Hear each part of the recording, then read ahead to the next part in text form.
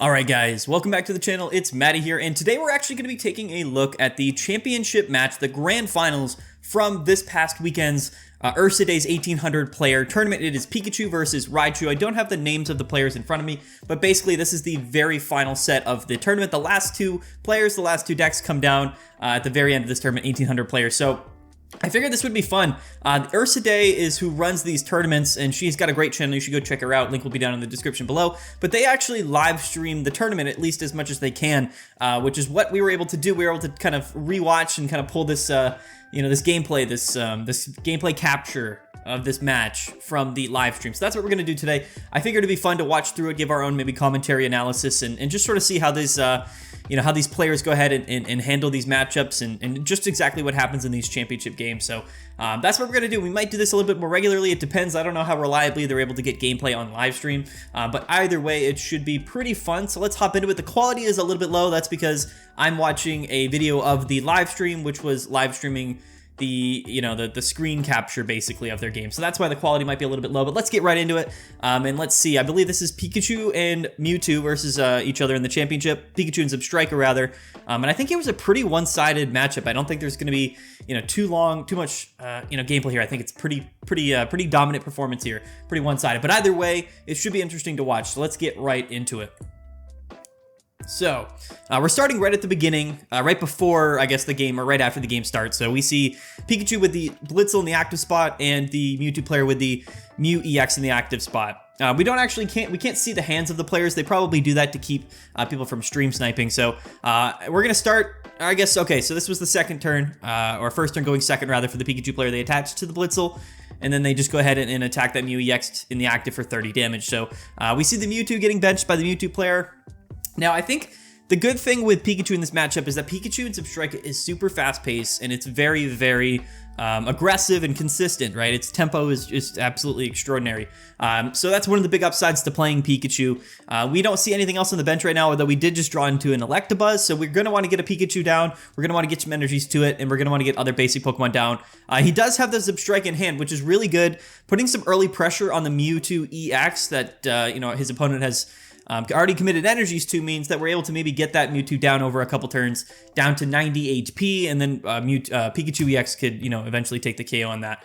No Ralts on our first turn, though, or second turn, rather, from our Mewtwo player, so a couple turns without Ralts is definitely pretty bad. This Pikachu deck is probably going to end up outpacing it. Spoiler alert, Pikachu did win this tournament, so we know who wins, and we're kind of just waiting to see the results here. This Mewtwo player electing to bring up his our Mewtwo EX in the active spot. One energy, he could potentially put down a second Mewtwo EX and attach an energy to it. It's a little bit difficult here because his Mewtwo EX is going to go down to 90 HP next turn no matter what. Okay, so we might not have anything in hand. So he's going to be... okay, so we see the Sabrina kind of trying to stall out a little bit, but we do have an energy on the Electabuzz, so we could potentially just do 40 damage anyway, but he's going to try to bring up that Electabuzz to guarantee a 2-hit KO on it, and maybe take an early prize card. But that Sabrina was pretty faulty. I guess there's not really...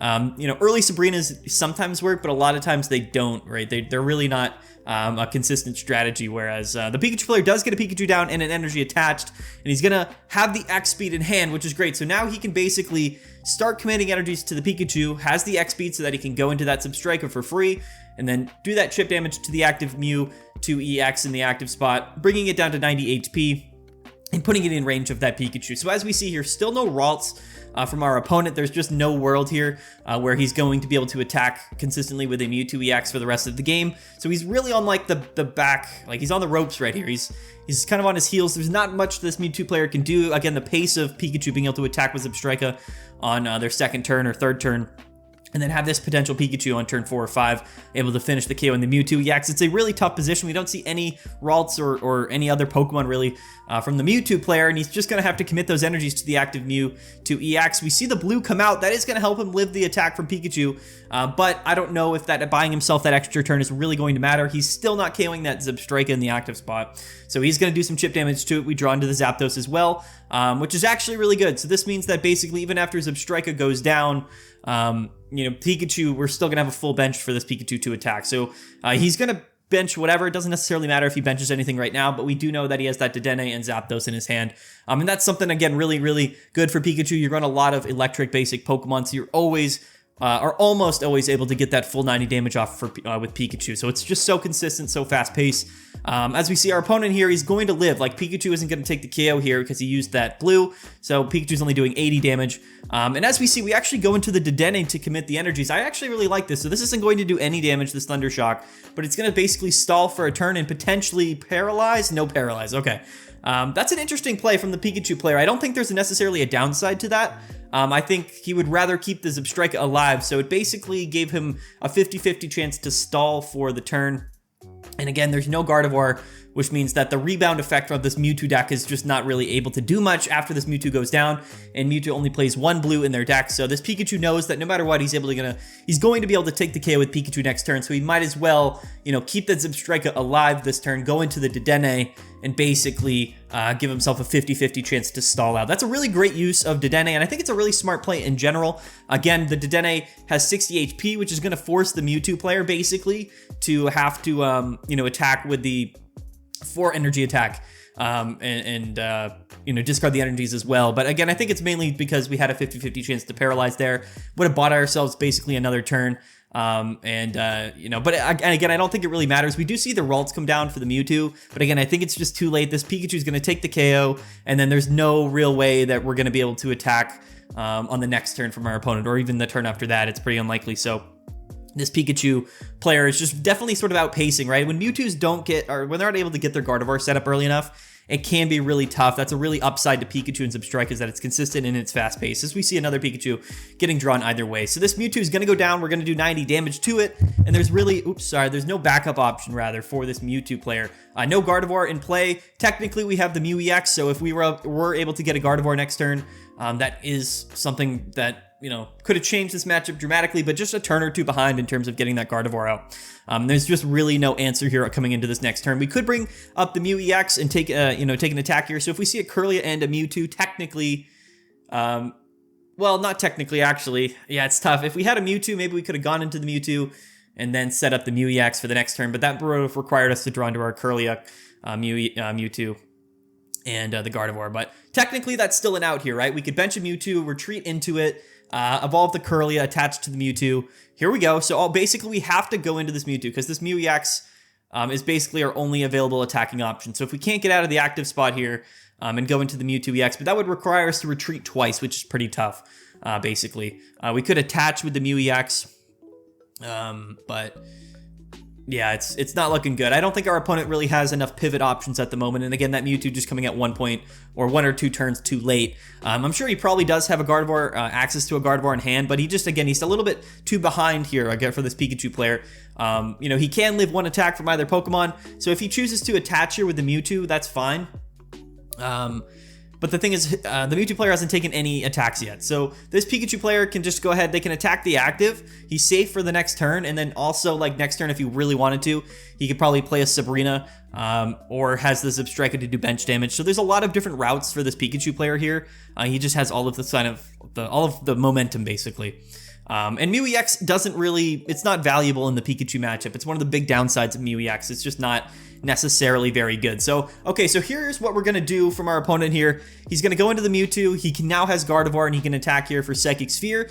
Unfortunately, he's not going to be able to KO this Pikachu, and even if he is able to KO the Pikachu this turn, basically our opponent can attack twice because he's got 2 Pikachus on board, right? So Mew EX not useful in this matchup, and Mewtwo EX just a turn behind, basically. Unfortunately, the just not having any KOs at this point in the game is pretty bad for the Mewtwo player. The Pikachu player going to retreat into the Electabuzz, basically just to do some chip damage and set up without getting that Pikachu KO'd. So that's going to be game number 1. So Pikachu, very much fast-paced, was able to kind of get ahead early on in this matchup, and this Mewtwo player really just didn't have much to do, right? He didn't draw into his Kirlias or his Ralts fast enough.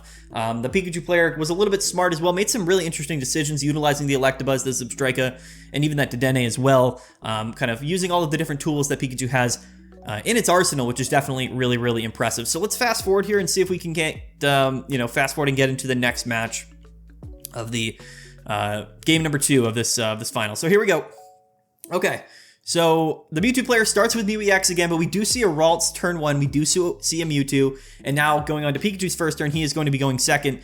We draw into the potion, and we have a Zapdos EX in the active spot. We are going second, so we can do some early chip damage with the Zapdos. That's really the big upside to Zapdos, but either way, it's really not going to be that good in this matchup. And it is technically possible for Mew EX to copy that Zapdos' attack, so it's really not a card that we want a lot in this matchup. However, we see the Curlia come down and a second Ralts come down as well, so pretty strong setup here for the Mewtwo player's second turn. He can attach to the Mewtwo. Basically, this Mew EX in the active spot isn't super threatened at the moment. We'll have to see exactly what the Pikachu player draws into here. He does have a potion in hand. We see that pretty clearly. He keeps showing the potion, but either way, looks like a Giovanni also in his hand. For sure. But yeah, so that's the thing with Pikachu in this matchup, right? Like, it really comes down to who gets their board state set up earlier. Pikachu is more consistent, it's more fast-paced, but Mewtwo, of course, does have certainly a lot better pace now with Mythical Slab as well and Mew EX in the format. A couple of backup options. Mew EX, again, not super important in the Pikachu matchup, mainly there for the Mirror matchup as well as the Charizard matchup. But our opponent does see a Blitzel here. He's going to put the Throwdown on the bench here. He might decide to commit energies to the Zapdos to potentially take a KO on the Mew EX, but in an interesting position as well. I don't know exactly what else is in his hand. We haven't seen a Pikachu EX yet. We definitely would like to start committing energies to a Pikachu EX as early as possible. However, we are ahead on the curve going second, so if we attach to the Zapdos, we are going to be guaranteed basically to get at least one Thundering Hurricane off, which could be the difference. However, we're still getting one hit KO'd by a Mewtwo EX. So we're just going to do some more chip damage to the Mew EX, put it under 100 HP. That way we only need 2 out of 4 heads on that Thundering Hurricane attack, or whatever the 3 energy attack is on Zapdos. However, we see the Gardevoir on turn 3 from Mewtwo. So basically kind of the perfect scenario for this Mewtwo player. Yes, this Mew EX is looking a little suspicious in the active spot, but once that Mewtwo gets put in and takes a KO on the Zapdos, there's really nothing the Pikachu player will be able to do. Such an early setup basically for this Mewtwo player kind of means that no matter what, we're able to get 2 attacks off with Mewtwo EX. Unless, of course, this Zapdos, we keep it alive. We could retreat out and we could bank on us flipping 3 or 4 heads with this Zapdos attack. We're going to see the Pokeball come out here. Going to draw a Pikachu EX. I think that might be the best play. We'll see what the Pikachu player does here. It could be pretty interesting to see. He might have an X speed in hand. He might have a way to retreat out with the Zapdos. But either way here, we do see the X speed. So this is really interesting. I think maybe here going into the Dedenne, yeah, that's probably a good choice here. So now we're going to try, again, to utilize this Dedenne to maybe get some paralysis here and do some extra tip damage. Here comes the Thunder Shock, only doing 10 damage. Do we get paralysis?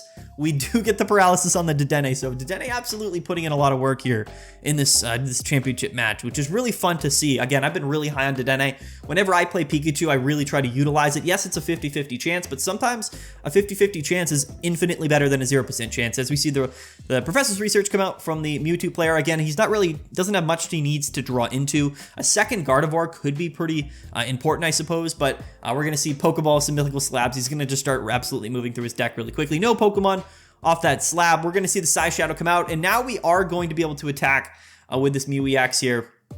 If we wanted to. However, Dedenne's in the active spot, so we're actually going to elect not to attack, which is an interesting choice. Or we were paralyzed. Sorry, I forgot. But we're going to commit the energy to the Mewtwo, basically get that thing ready. So let's see. I mean, do we see another paralysis here? We don't. Okay. So this is an interesting scenario, right? Basically, here's the thing. Like, the Mewtwo player could choose to bring up that Mewtwo EX and just start taking KOs. If he KOs the Dedenne, technically that Zapdos can come into the active spot and technically has the opportunity to one-hit KO this Mewtwo EX. So it's kind of a high roll. You do need, you do have a 2 out of 5 or 2 out of 4 chance, 2 out of 5 chance, I believe, to get that. So a 40% chance to get the KO with Zapdos. So not great odds, but technically it's better than no odds, right? So that's kind of what we're playing at here. And the Mewtwo player does elect to go in. So basically, this Pikachu player is going to be forced to try to take this KO here with the Zapdos. But you know what we could have done, since we do have an energy on the Electabuzz, is we could have brought in that Electabuzz and done some chip damage to the Mewtwo. It would have brought him to 110. That doesn't technically matter. It doesn't change any of the math. But maybe another Dedenne could have been useful. But yeah, so I think it makes sense to just go for the KO here. We're not really losing anything. We're going to lose next turn if we don't take the KO here. So it really just comes down to, you know, are we going to be able to KO this Mewtwo here? So here we go. This could be it. This could be the championship. Is this how Pikachu wins the Ursiidays weekly? Let's see here. That's 1, 2, and 3. He gets it. He gets the 3 heads. So Zapdos EX absolutely putting in tremendous amount of work. A little bit RNG there. We did get the Dedenne paralysis. It didn't end up mattering. Really, it came down to that Zapdos EX.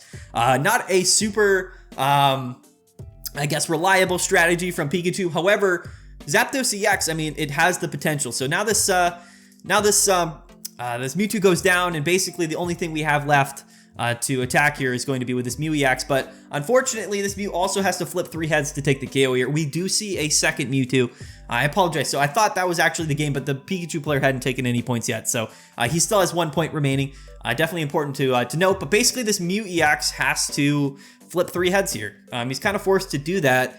Now, an interesting choice here to use the Gardevoir to attach energies to the Mew EX. I don't know if I would have done that. I think this might have been a misplay from the Mewtwo player. I think I probably would have tried to just go into the Mewtwo and attack for 50 damage, put Zapdos below 110 HP, and then hopefully we live, because here we see, again, only 1 heads on the coin flip here from Mew EX, and now Zapdos really only needs to flip 2 heads. So this was an interesting play from the Mewtwo player. I feel like it was kind of a misplay. I think it would have been better to go into the Mewtwo and force our opponent basically to flip 3 heads again, because now basically all he needs to do is flip 2 heads, which is less than 1, right, rather. So it's interesting. I don't fully understand why we necessarily committed that energy to the Mew EX. Yeah, so here we go. The Mewtwo player also only has 1 prize card, so the Pikachu player technically could go into his Zebstrika here. He could go into his Electabuzz and do additional chip damage to the Mew EX, but I think it's probably just still your best odds here to just go for the Thundering Hurricane and try to flip 2 heads. But no, okay, so we do see the Zebstrika here. Now, this is an interesting sort of scenario. He's going to hit the Mew EX in the active. And see, this would have been not a great play for the Mewtwo player if he hadn't committed energies to the Mew EX, because now, no matter what, we have the win condition, basically. Yeah, because next turn we can just KO the Mew EX on the bench with Electabuzz or Zebstrika, because we have both options. So I think this was definitely sort of, I don't know, it seemed like a misplay in my opinion from the Mewtwo player here. I don't necessarily know, what the strategy was on that end. I do think the Pikachu player here kind of did exactly everything that he should have done. And here, because the Mewtwo player, like I said, only has 1 prize taken, he can bring up the Zebstrika, do some chip damage to this Mew EX, and basically no matter what, even with a Sabrina, he's guaranteed to win, because again, we have that Electabuzz. Although we bring up the Pikachu, for some reason, I guess it doesn't matter, right? Because we can't get 4 energies on the Mewtwo, right? Because again, that's why I think we misplayed, because he's only got 1 point. So I think it was a little bit of a misplay from that Mewtwo player, which is certainly unfortunate to see. But I think this Pikachu player definitely did so, did kind of make all of the right plays here in this matchup. And it kind of just goes to show. And yeah, we're going to see the concession from the Mewtwo player. So yeah, there it is. That's the championship game. So it's interesting to note, right? So even the players that make it to the very, very top of these tournaments, they still have the opportunity to, not always make the right decision. I think a lot of people, in retrospect, maybe watch these games and watch the games back, or they watch people gameplay, say, oh, that decision was obvious, or, he kind of lost the game because he made this choice. But, there's a lot of decision making to be had in Pokemon Pocket, right? Just like in any game. Yes, it's very RNG dependent. Yes, we're flipping coins and whatnot, and certain things happen, but you can always put yourself in the best position possible. And I think that's, typically the biggest difference here.